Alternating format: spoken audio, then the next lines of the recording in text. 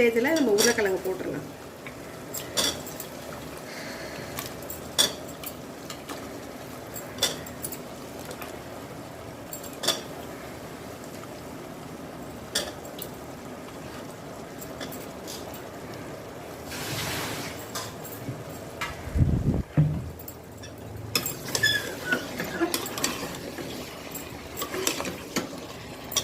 இந்த உருளைக்கிழங்கு நம்ம சாப்பாடுக்கு மட்டுமா தொட்டுக்கணும் அப்படின்லாம் ஒன்றும் கிடையாதுங்க.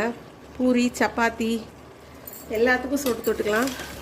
நல்ல டேஸ்ட்டாக இருக்கும், சூப்பராக இருக்கும்.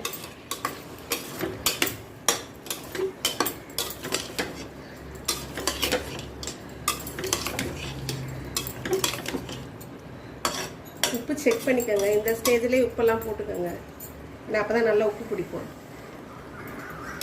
உப்பு கரெக்டாக இருக்குது.